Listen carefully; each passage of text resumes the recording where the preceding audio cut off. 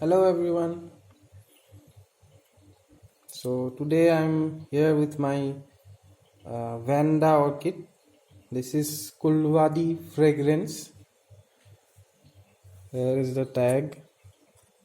It is not visible, but yeah, that's what it is. Quite old plant it is. It is with me for maybe 5 years now. It has bloomed multiple times and many times a year too. I mean, like, excuse me, sorry for my voice. I'm suffering from severe viral fever.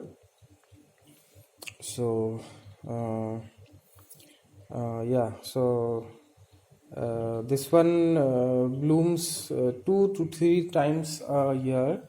So now it has just opened the flowers, then it will stay like this for maybe 20-25 days.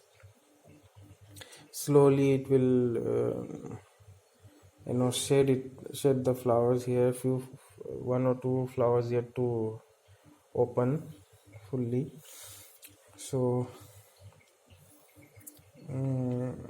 yeah, so I was saying that 2-3 times a year it blooms with well fertilizer, and many people have got up to 7 times a bloom, 7 times getting blooms from this type of Vandaceous orchids.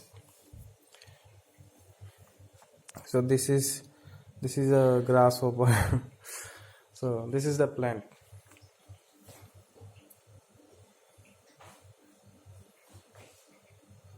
Yeah, that is. So it is quite a huge plant, around 2.5 feet in length, but it has gone bent here. But never mind, uh, it will be okay. So, care for this plant, this type of plant it is just easy, nothing to do. You just need to keep it in a well lit area, away from direct sunlight. Otherwise the leaves will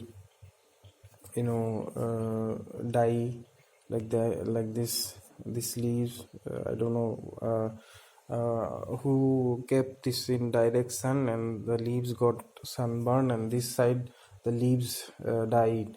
So then again new leaves came from here. So it has grown quite a bit from that time also. But yeah, easy to care plant. Just you need to fertilize once in a week with uh, any NPK or anything, any orchid fertilizer. So it is called kulwanee fragrance, but I have not observed any fragrance at night. Only in the morning, you will get a mild fragrance of like a crayon like smell you will get.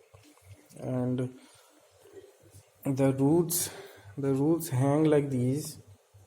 You can see in winter, all these roots are not dead, all are alive.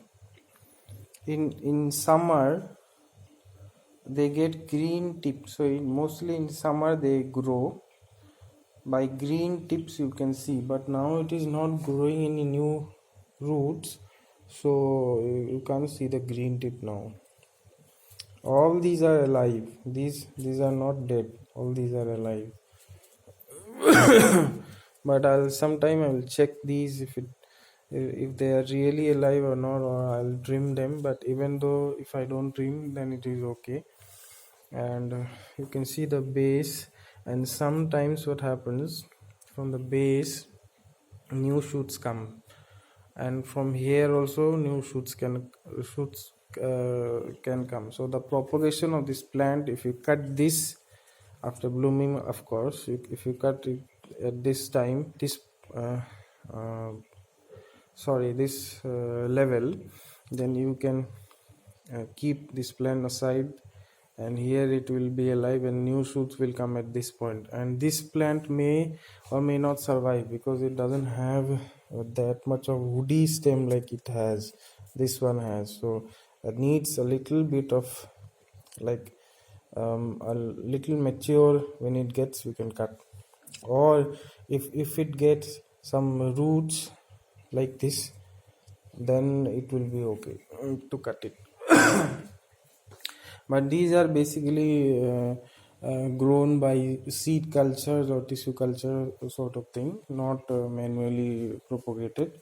It will take a long time and it doesn't worth that much to wait that long to get a plant from this.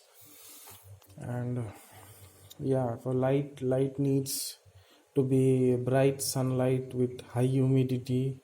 It doesn't need very much shade also. It is a very easy plant. For beginners, I will suggest this plant because you don't need to deal with any media if you are growing this plant. Just you need to spray water. Like if it is very dry, then once a week. Oh, sorry. Once every day, like you can do, or you can, well, like here we water in 2 days.